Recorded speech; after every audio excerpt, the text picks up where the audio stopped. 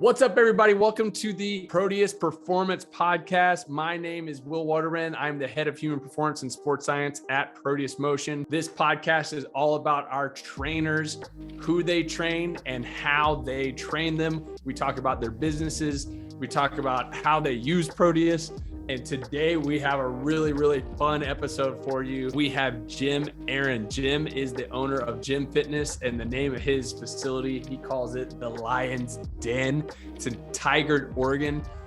He trains boxers, NBA players, notably. He trains Damian Lillard. He's trained a lot of the Portland Trailblazers, but he works a lot with professional and youth boxers as well. He works with fitness competitors who are doing bikini competitions, Olympia, fitness competition. So he does a lot of different things. You'll hear me kind of get excited and nerd out on the episode because he has one of the most fun gyms to me that I've ever been in. It has this awesome vibe. His energy is just oozes out of him. The guy just loves people, loves being around people, loves training. And I think you guys will really kind of sense that during the episode. And I think he's a really great person to talk about how he uses Proteus in some really different ways across this different spectrum of users that he works with. So it's a really fun episode. My only regret is that I wasn't there in person to kind of do the episode with him in person. We'll have to do it again next time. We have a couple technical issues, but hopefully you guys won't pick up on those, or we can kind of get around those afterwards. So I hope everyone enjoys the episode. And here is Eren.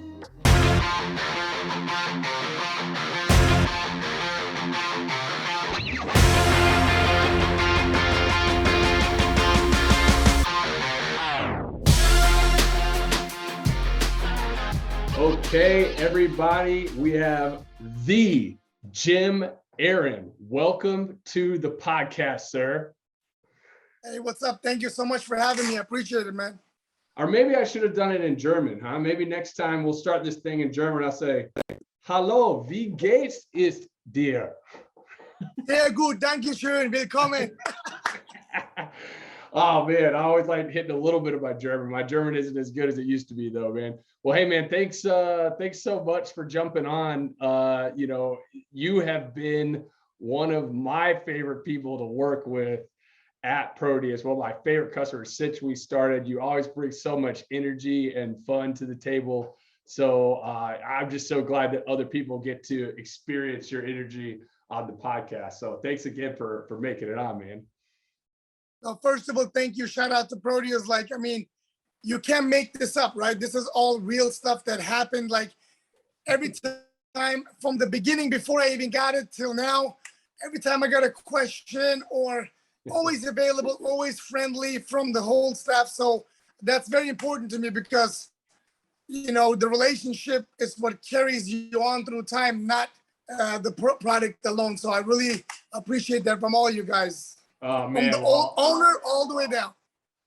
Well, hey, man, I really appreciate it, man. You it's something that we always strive for, but sometimes it takes a lot of effort to execute. You know what I mean?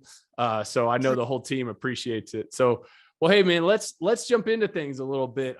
You have a really cool background, so I thought we'd start by having you share a little bit, how you got into training. I mean, tell us that story a little bit. I'm born, raised in Germany, and I'm Turkish. So there's a lot of Turkish people in Germany after World War II. My grandparents came to work and so on. Anyway, it's crazy because I started this fitness life in a country and at a time where training was really not available a lot. Right now I go to Germany. I was just there not too long ago, 2 weeks ago, and there's gyms everywhere. But back then, for me to have interest in gym, there was one little gym that was available, and it was at 4:30, and it was with the Germans, Russians, and Turks. And they told me, I was 14 years old when I started. They told me, you miss one day. You don't come Friday because you want to hang out with your friends. You can't come no more. Whoa. So that was deep. And they said, if you cannot pick the tire up or the weight, then you can train with it. So those were the rules, early on when I Wow, this is strict. So this training is myself. Yeah. So this is a strict kind of old school, like discipline type of mentality. Correct, because it was like, of course, training was people trained, don't get me wrong, but it wasn't like a big thing when I was young, I mean, it wasn't, not a lot of young people trained unless you did like a sport.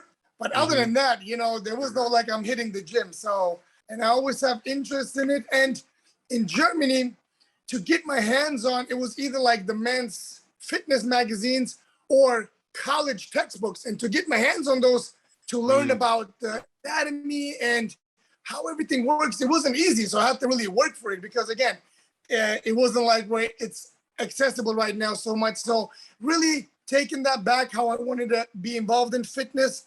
I couldn't have a trainer job. I was young and it was really not a thing in Germany.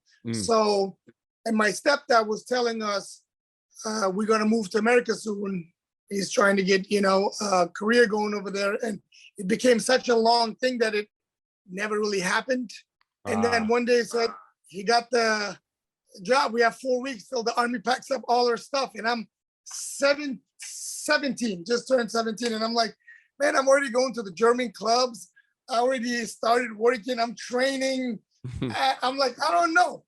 And from everywhere in America, it was Texas, San Antonio. Man, that was culture something shock. else. Culture shock. Oh my God. So listen, okay, let's back up one more second. I played basketball in Germany. Man, I was balling, right? Like and I also collected basketball cards. So this is a true story. I moved to America, Texas. I go to John Jay High School. It's a big school in San Antonio. I walk in and I'm built, I'm strong. I was strong in it all. He looked me in the eye and he goes, I'm going to introduce you to the football coach. Didn't even acknowledge, want to see how I play or what I do, because obviously basketball in America is a whole different situation. So I played football. So, and Got it. I was extremely shocked how strong people were. There's 16-year-old kids benching 405, and I'm like, bro, this is. But then later I learned that Texas is a whole nother thing itself. Anyway. Yeah, totally. So, the passion of fitness I had always, but I think what's even greater and what I start figuring out more and more is the connection I can have with people. Those two really in my career today made a huge difference, because, I meet extremely great trainers all around the world, but to be able to connect with people and be able to read them at the moment and care, that becomes tougher, in my opinion. I don't see that as much. But so come back, always had interest in fitness. And this was a country where I can actually do that. So started, getting more and more into it. Then I moved to Arizona, went to ASU, did the kinesiology degree. I never finished because I had an opportunity to be a part of owning a gym, and that got busy. And I trained a lot of athletes in Arizona at a gym called FitQuest. And when the market hit, where all these houses in Arizona, everybody was buying houses left and right, property, and the market crashed. Yeah. So I was forced to sell the gym. Then I moved to Oregon, and I said, I'm not going to do another gym again. But it didn't work out like that. I started with a really small room where we at now, and now I build it. I just opened my 7th room, which yes, I just did that 2 weeks ago. So man, everyone, for the listeners, for the tens of listeners that are listening, the Lion's Den is one of the most fun gyms I've ever been in. Like, his gym has just got so much. If you see the video of this right now, he's got pictures all over the walls. He's got all this cool equipment, including a Proteus, obviously. But it is just one of the most fun gyms to go work out in, just because of all the equipment. You'd be amazed how much stuff he's fit into this space. And all your videos you got on social media, people using it, everyone's always having a good time. So, I mean, I could tell that you took to heart the connection with people, right? Like that was something that you do so well. It's part of the art of training that I think you might do better than almost anyone else I know is motivation, connection, and getting people, excited to train, And that's, like you said, I really think it's very, I don't want to say underlooked, but I always use this analogy. Like, let's say in the morning, I have to train somebody and, you have appointments, right? You have a 7, 8, 9, 10. Let's say for me, it's my 4th appointment and I'm thinking about like stuff in my brain. Let's say you're like thinking when you're going to train, what you have to do. But that person, for them, it was very important to come to the gym. They woke up that day. They're like, I'm going to go see Cem. And I prepared myself. I have to tell myself, I have to give them 110%, no matter if they're a top athlete or whoever, because when they come and they want to training and they want my services, I don't want to be distracted by something. And if you have that kind of a passion for it, I really don't get, because my job at that moment is to serve that person. And then the next one, and there's a little thing. One time a young trainer asked me, he came in here and he'd see me training from athletes to bikini, Olympia, girls all the way to the stage to everyday people. He's like, who's your most important client? And I was like, what do you mean? Like, I don't know. He was like, who's your most important client? I'm like, the one I have right now, the 10 o'clock. He's like, what do you mean? I'm like, that's the one I'm training right now. If you don't have that mindset, especially in training, it gets different, then you start having like, hey, I don't want to talk to you people. I train top athletes or vice versa. And then a part of you dies because then you're not you anymore, in my opinion. So for me, and I don't have a clientele base. Like I have literally from youth kids, either in athletics or dealing with some kind of a depression and anxiety, not athletic related, because they like the energy I give them. Hey, listen, you're not going to play any sports. We can still train. We can still box. We can still learn how to train and prepare your body to everything in the middle, to athletes on the high level and between. So it's a strange don't be humble. Place. You have people at the highest level of their sports there. And I love it, man. And this is why I could tell you have the passion, but tell us a little bit more about the people you do train. Like what are the types of athletes? So I know, like where did the boxing background come from? Like, I didn't hear about that part of your story, and you still train a lot of boxers. A lot of boxers. I started with training boxers first. I mean, in Arizona, and right before I moved to America, I was boxing in Germany, but not a lot. It picked up more and more in America, and I just loved the sport because I thought I had all the strength and I could do something, and I got my ass beat. So I was like, man, this requires more than just one type of thing, right? And then to be able to have a sport where it's so, I don't want to say lonely, but it is. But at the same time, you got people putting Vaseline on you and people hugging you and people are connected. It's like a different environment, like if you go to like real boxing gyms from back then, Arizona, Florida, New York, I've been to LA, they're special. They're really special. Like they're really cool. So I boxed myself. I was amateur. And then I started, I was a trainer obviously before, but I boxed myself. And when I was going to the boxing gym, I met Jose Benavidez Senior, and he had 2 of his kids. Well, one of his kids was fighting, and he was good, but not. He was good. He was going up, and he asked me if I can train him, and he's 14 or 15. I said, like, I would love to train him. So he brought him to my gym. I started training him. Well, he became the youngest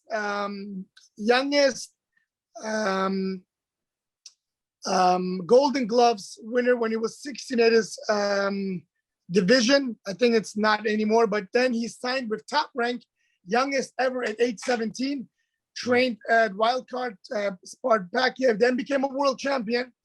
And listen to this, his younger brother was very heavy.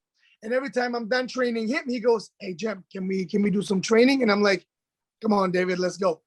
he didn't do amateur yet. He had like 10 fights, Yeah. and I'm like, let's train. He was so determined. He got better. Now he was the youngest ever win the super middleweight title.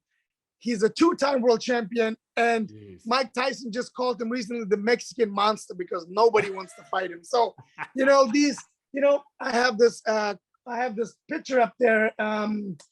It says, actually, I'll walk you over there. I just want to show you this because I looked this and it reminds me of like, so right up here, there's a picture of me and David, okay? Uh-huh. It says, this is 2011. He was 14 years old. It says, mark my words, David Benavidez, 14 years old, will be a world champion before age 23. The intensity of the kid this spring is very unique. He was it at 22, I think. So right at that age. Yeah, so, let's go. to have these things in front of you, when you're down a little bit on what you do, which, happens to all of us. I look around in here and I'm like, how can I be down on something? I got to go to work. So that's how I put it together. And you have that environment. You've recreated that fun environment of the intimate environment of a boxing gym at your gym, which I think is true. So cool. I mean, like I've been to a few boxing gyms myself, and you're right. They do have a very similar vibe, and there's something unique about it that really gets people motivated and gets people excited to train. So, all right. So you got into boxing, and then how'd you get started with working with like Damian Lillard and the Trailblazers and like all these guys? Like, how did that happen? I trained Damian Lillard's older brother, Houston Lillard, for football. Okay.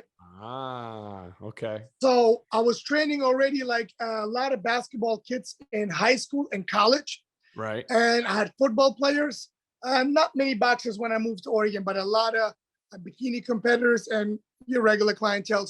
But a lot of youth athletes. And when Houston, he was coming like, he had a little injury. And then he said like, man, I always lift so much weight and I don't feel mobile. And since I started working with him, he's like, man, I'm a quarterback. I can move, I can rotate.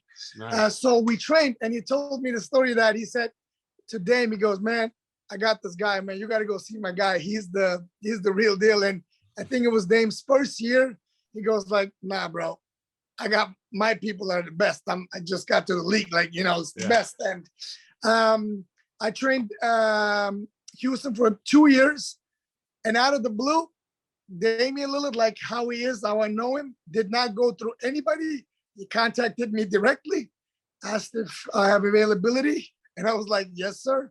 And that was 8 years ago. And now it's season 8. And I mean, the rest is history. Just to be able to, that shows another character of him, right? To be able to, he could have went through his brother, hey, bring me to gyms or whatever. No, I'm going to contact him directly, see if he has time to train me. I'm looking for X, Y, Z. Yeah. And I said, hey, let's start it. And in the beginning, 2-3 seasons, pure training. That's it. We always talked about boxing because he's a big boxing enthusiast. And, he got better and better. He, when I talked to his basketball coach, Phil Beckner, who'd been training him since college, he told me the differences in his season is small movements he does, because obviously he trains him in basketball. And I always go watch, because not to see him play basketball, I just want to see how does he use his mechanism and his body when he's tired, when he starts. So just to be able to see, so I can learn more and more how he moves, so I can translate it. And, going back and forth with him was great, because he gave me insight when he does this really well now, or he could improve more on this. So that really helped me as well to continue coaching him better. But it has been a unbelievable journey, right? And then you can name it. I have, Nurkic, McCollum, Hood, Blevins. I had, and I had like almost the half team here at once. And I actually traveled with Nurkic to Bosnia 3 years ago, right before he signed the big contract. And I didn't have my gym. There was great gyms, but the point is we got the job done with staying consistent, making sure we pay attention to the little details, and always make sure communicating that his body is doing good, and staying to a program and changing it based on where we at to accommodate. So I mean, it's been amazing. So yeah, I mean, you guys have to look up, everyone do yourself a favor. And after this, go scroll through Jim's Instagram and all the different stuff he's done with all these athletes. It's really awesome. And he always brings that energy you're talking about. So, I mean, I could see why it'd be infectious working out with you, dude. If you lived by me, man, I'd be going there every day, every day for sure, man. Every day, twice. Let's go. Yeah, that's right. So, all right, well, then we got to get into Proteus a little bit. How did you hear about us? Like, how did you hear about Proteus?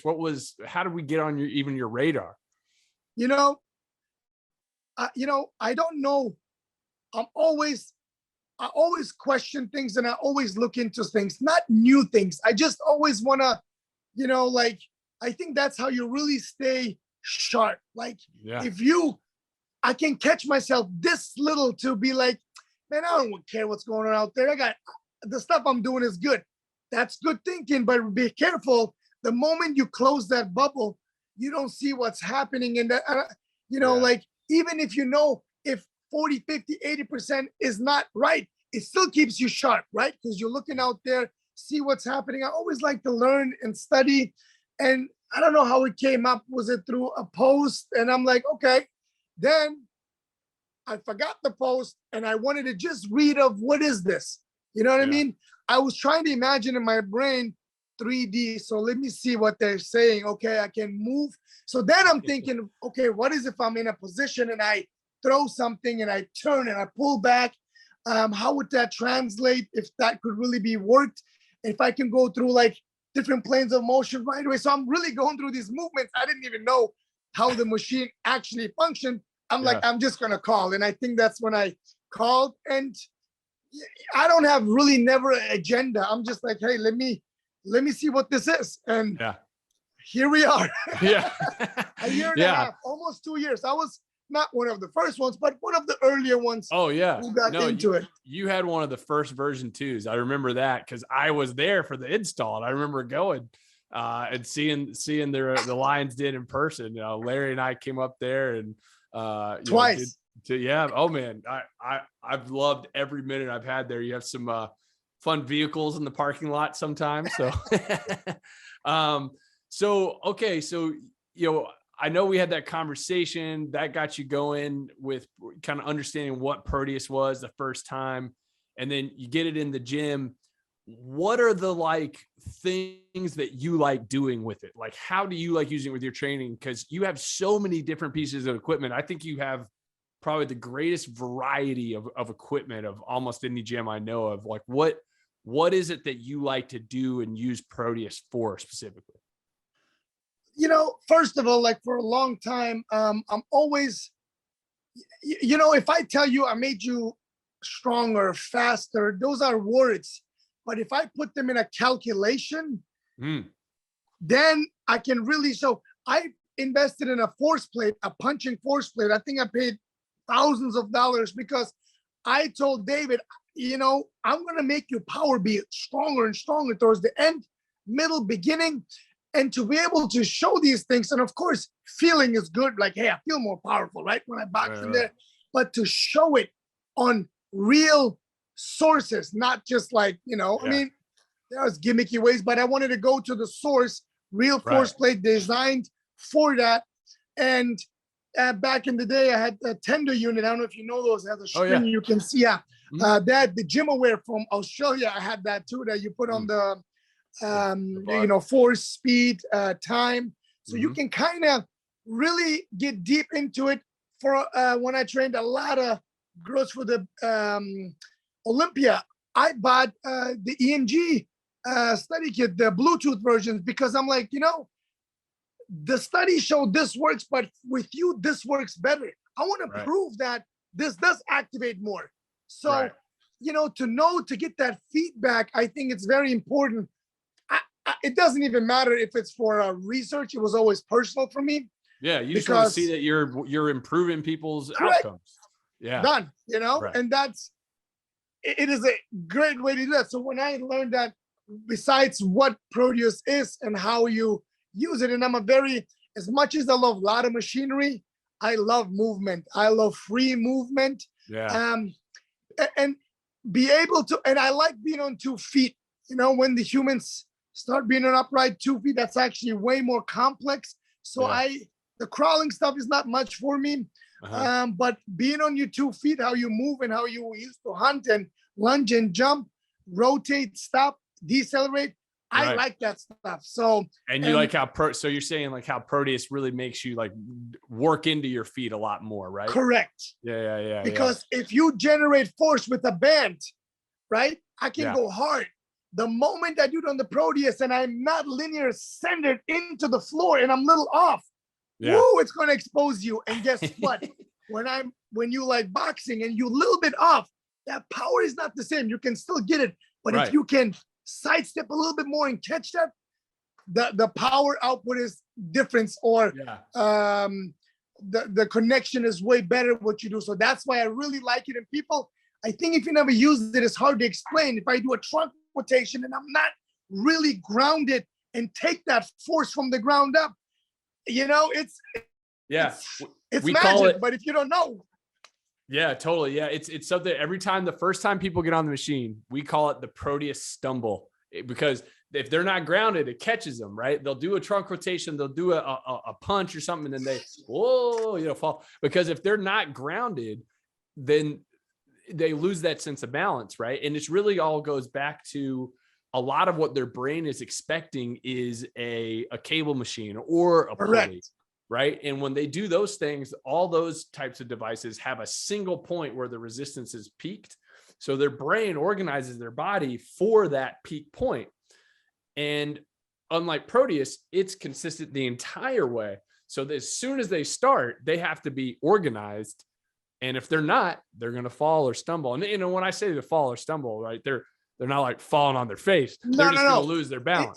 Yes, it's a very, like you said, it's a stumble. It's, you don't even, if you blinked away or looked away, you're not going to see it, obviously. But it's like a little step. It's like, oh, I didn't expect that. Right. But now look what you just said.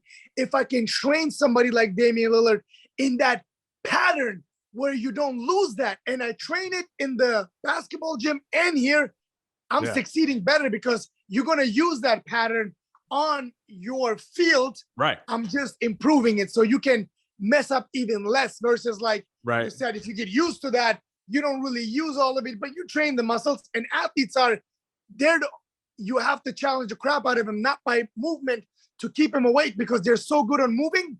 They can do it half tired and half drunk if they want to. So you got to keep them on point.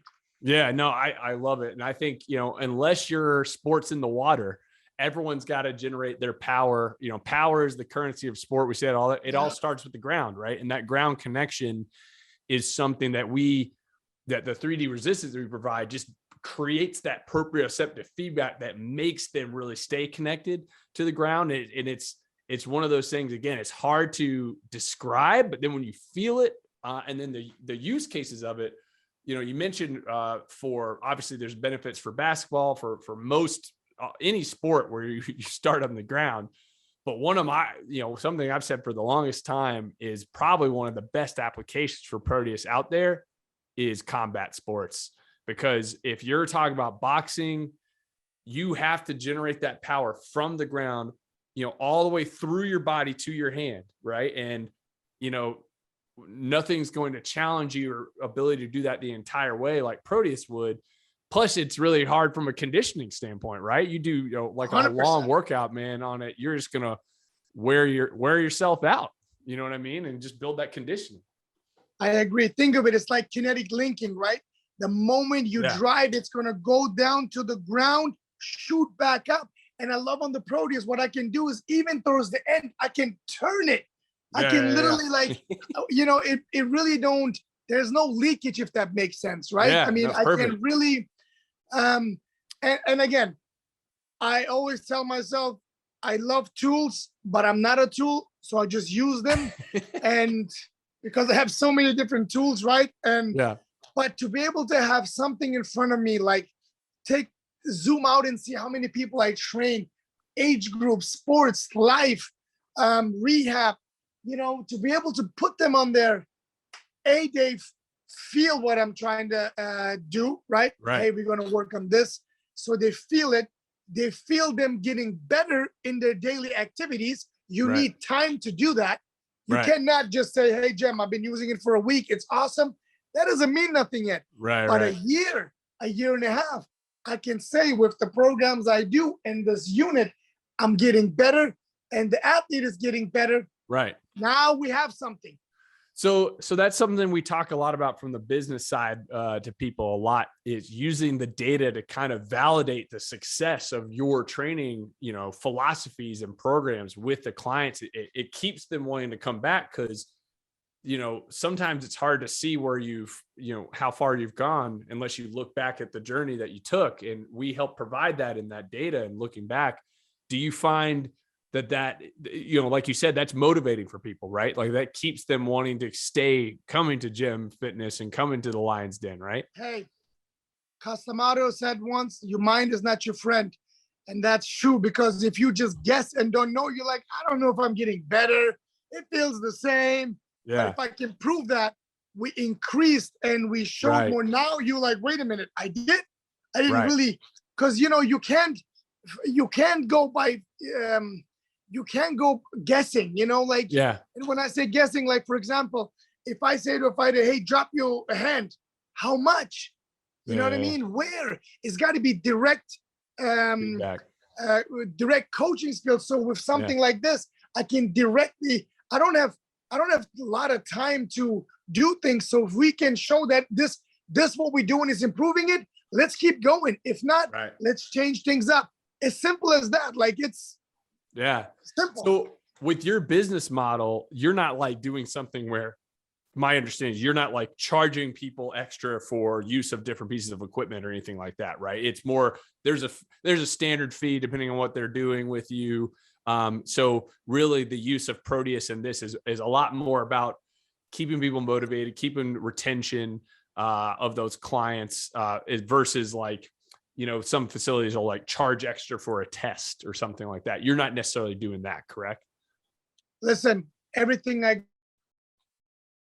got in here, and listeners, maybe that's not the best business way of doing. I am very successful in what I do and how I do it, but everything I buy here, all these test units I spent a lot of money on, was literally just to make them better at what they do. Because when you say back then or now, I'm conditioned by Cem, you ain't going to lose that fight by being tired. I will guarantee you that you're not going to lose it. So I value those things in my life. So I just bought an InBody. And people are like, hey, you can do these charging and stuff. I'm like, listen, I'm going to get my clients. I'm not worrying about what can make me profit based on that. But what makes you profit is you develop amazing work and results, no injuries. Now that is what I'm looking for. That's what I build my business on. And again, a lot of structures are put down together differently. Like these are all the tools I want to provide, because I know they're the best out there and they're going to improve you. So that's how I make my decisions. Again, maybe it's not the best way if somebody, because I'm in here Monday to Sunday. If I wasn't, maybe I would do a different business strategy, but I'm here 24/7. So, well, hey, the thing, that's one of the reasons we're doing this podcast, is we want people to see the different ways people are doing it, where people see the different value. So there's lots of different ways to use it. There's lots of different businesses that use it in different ways. So we're just highlighting all those things. So I love it. And I think what you really like to, it sounds like, if I summed it up for you, it's about quality over everything else, right? It's all about the quality of the training. Quality. And measuring and detailed. Quality and being detailed. If you can do that, I really think if you aware of the day and who you're working with, and you're not sidetracked, and I can't be waking up and coming to work intoxicated, under the influence, tired. How do I devalue what I do if I come in like that? You know what I mean? That's how I do it. And again, it's not for everybody. And some people don't want to work. They want to have something and they want to be able to pull themselves out. This is how I do it. So, well, I love it, man. I mean, like I said, again, everyone do yourself a favor and take a visit to Tigard, Oregon, and go check out the Lion's Den with Cem. You will have a ball. First off, welcome anytime. And then you know what people don't say often about Damian Lillard? They don't say the man gets tired. I don't hear anyone saying Damian Lillard gets tired, to your point. No, he does not, man. He does not. He's got an engine. So, and he's coming back from an injury. So hopefully we're going to have a big year this year, right? Oh, he's feeling great. I mean, he already trained twice this week, and Sweet. He feels good. He performs good, and he is like, he put everything in like a, Marvin Hagler once said, it's hard to get up at 5 a.m. for training in Egyptian cotton sheets. So what that means is, if you have Ferrari and Lamborghinis parked out there, you have this big house, and you go, do I really need to go again? Yeah. You know what I mean? We talk about this all the time because he shows up always on time for his training session, and he has a lot going on. Sometimes he's doing a little whatever, like on the drive, like a little whatever he has to do, Yeah. And he's like, hey, I'm training now. I worked on his legs before while he was doing something with school. Like, he combines things. He cranks him out, but he's not going to jeopardize his training. He had camp here in Oregon for youth kids, and then for adults. We train in the morning. I go to the basketball place where it is. We get our training in. It doesn't need to be crazy. I'm not like doing magical. We go through our movements. He trained his mindset. I accomplished what I need to do. Now I can go on. And to be able to have that, man, I'm telling you, not many have that. They don't. I mean, you could see it again. Everyone go look at Instagram. Like, when you even went like overseas with him, and stuff, you guys are getting up probably like 3 a.m. and training, and just, that consistency is really a great lesson, and he's one of the greats. So it's an awesome person to model yourself after, no matter what you're doing. You know what I mean? I agree. And I tell myself, I'm like, man, I can't be slacking, because like, I train myself and I love training. And then you're like, man, I just had 8 appointments. Like, I'd rather just sit down and watch a movie here now. But I go, you know what? It's not the intensity you got to bring, because once you start moving and you get something done, that consistency grows stronger. It really does grow stronger. Yeah, consistency is it. Consistency is the key. That I think, I've heard that on some of these other episodes too that we've recorded. Consistency is the most important thing, Well, hey, we've been going a little bit, and I could talk to you for 5 hours. But I know you got, we can just. I know you got a busy day, and mine's getting near the end of my day. So I want to hit you with what we call the Proteus Power Questions. Are you ready? Let's go. These are like lightning round. Okay. So you can just hit me with whatever comes to mind. All right. So first up, what's the biggest gimmick you've seen in the training industry in the last few years? Can you think of like a gimmick that you've seen? The gimmick is the person showing what they do, but they don't train people, and it works on them, and they sell it to the more. And that is, you shouldn't get mad about it, but let me tell you, doing it on you and coaching are two extremely different things. And I think that is a gimmick, because it became such a thing where, man, listen, I seen this girl I used to train 10 years ago. Mm-hmm. Okay. Now she's a fitness it's crazy. Like she was like doing nails or something but I'm like blown away. And I'm like, you know what? It's good. If you're motivating people, that's fine. But once you selling not a fake or not a real thing, because then it's like not nice, Yeah, you're motivating people all day. Yeah, I got you. No, great answer. So how about this one?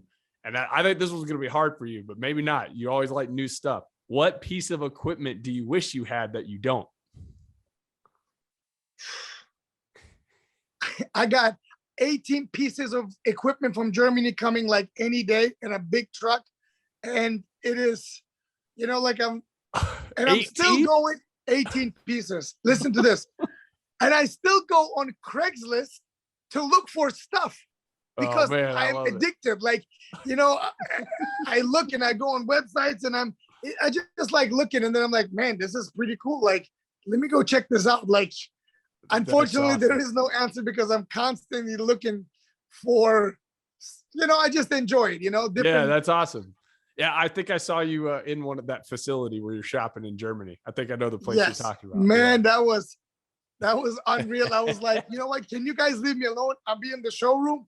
Just don't talk to me. Let me just go through it and touch it and feel it. That's what I did. It was amazing. I love it, man. I love it. Okay.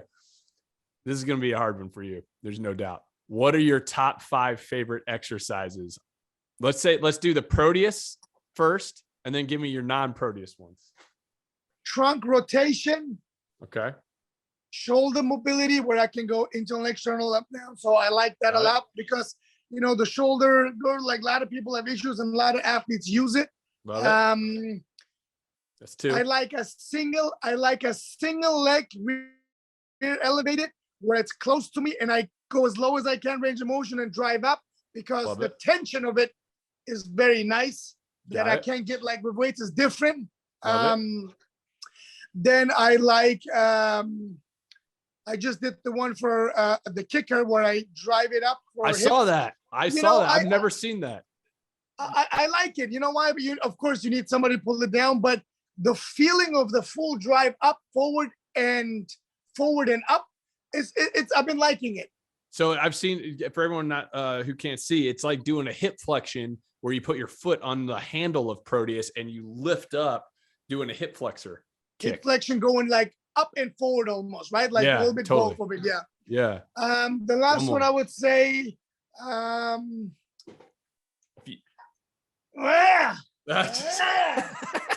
should be my first one, but I do love my trunk rotation. Yeah, so that was for anyone who doesn't know what that sound means. He was doing a wicked, vicious knockout punch, just on there, just doing a haymaker. Push-pull, just go through the hips and literally drive. Yeah.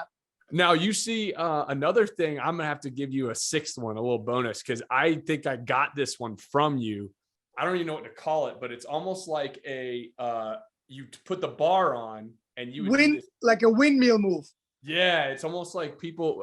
If you're think about doing almost like a what is it called? A landmine, but with a bar the whole time, right? That is actually one of my favorite. And not everybody.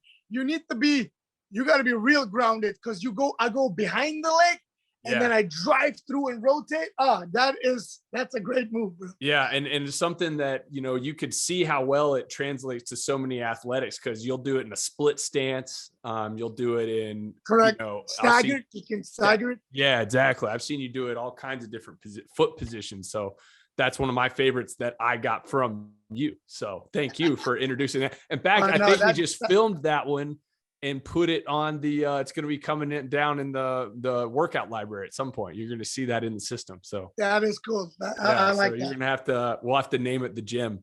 Yes, I will. So yeah, any go-tos non-Proteus that you love or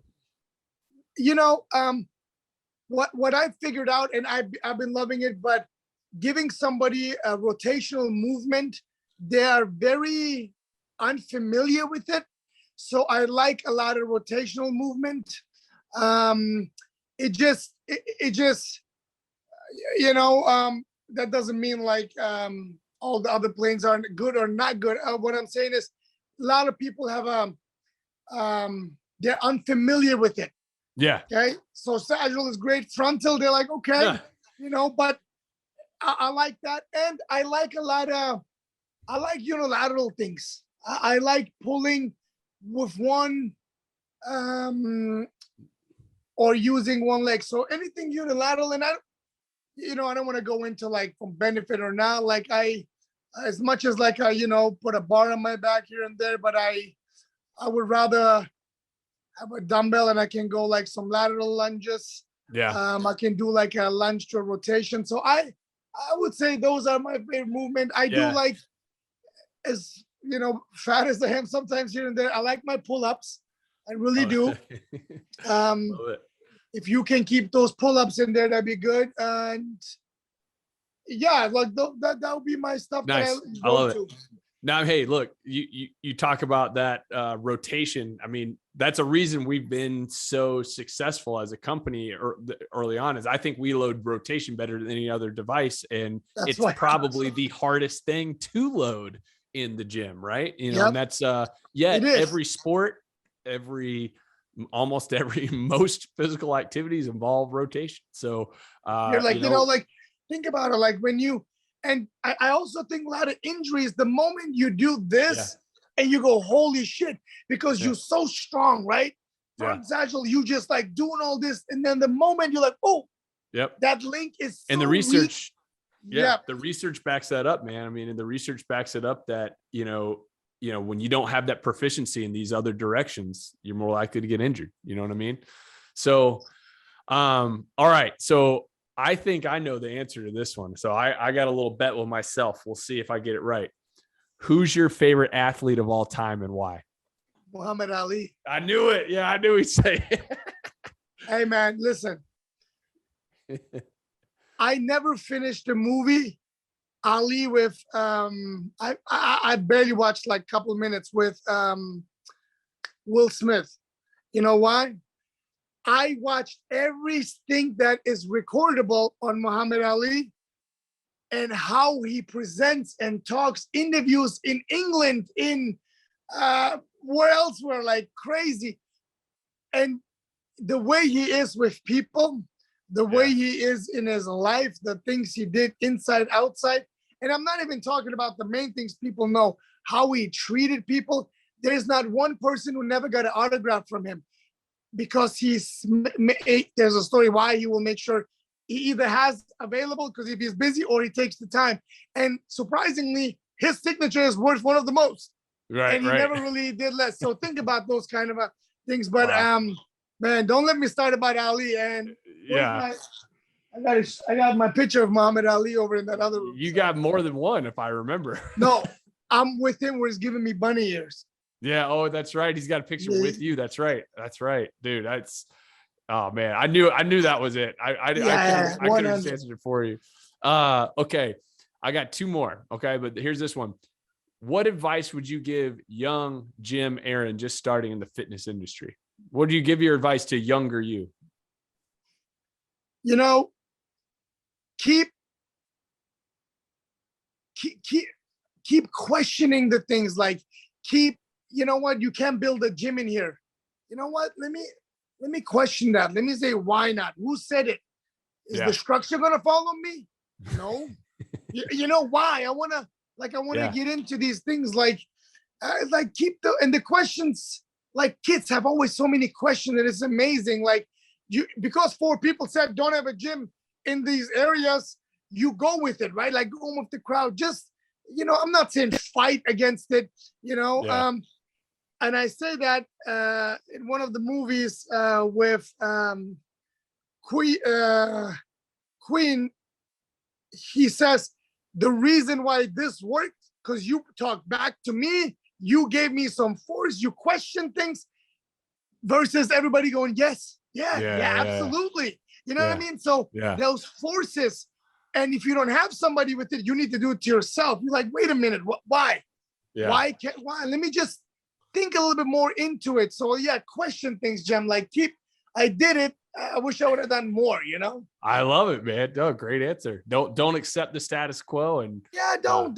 And if you end up there, you still stimulated your brain. Yeah. I'm okay with that. I love it. Right. Win-win. All right. Last one of these fast ones, which aren't so fast because I love talking to you. What are your favorite podcasts? What other podcasts do you listen to, or do you listen to other podcasts? You know, it's been a while. I didn't.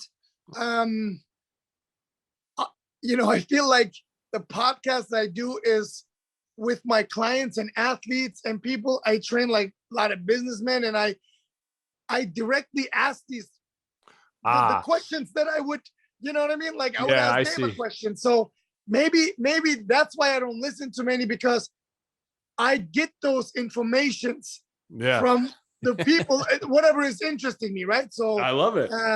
I'm like, hey man, what you know, why would you do it this way? Like, you know, and it doesn't need to be related to anything, but that's how I get my people. Yes. Like you're a people person. I'd rather like interact with it versus because when I take that knowledge in, see, I read a lot of books, but I don't finish it for long. I stop somewhere and I stick to it. And I'm like, let me do a little more research on this. Like, I can't just read and people go, I read a book this fast. I really admire that. How can this be getting in your brain so much? Like, I stop at a section and I'm like, wait a minute, let me Google more about this. Let me learn about this. I didn't know that this guy invented. So I stick to these parts. It takes me a long time, but that's how my brain works, you know? And I never want to lie to people. Always people like, hey, like, how fast do you read these? And I'm like, bro, I'm not going to lie to you. Like, I'm still working on it because I take it piece by piece, you know? Hey, I think I'm a little bit like you, man. It takes me a while to finish books too. And I feel like I'm not successful because I'm not doing it. Then I said, wait a minute, screw it. Who says that?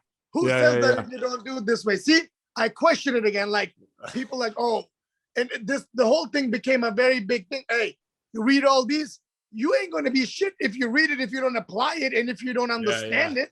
Yeah. Right. So that's the difference, man. I love it. Well, hey man, this has been super, super fun. I've definitely taken out again. I could keep talking, but I got to stop just for everyone else's sake. So how do people, find out more about you? Where do people follow you? Give us the information. I mean, you can be on Instagram. My name is Cem. It's spelled CEM. So Cem Condition 83 is my Instagram website. Or if you're in Tigard, just come by. I'm going to be here. So, it's simple, Yeah, I love it, man.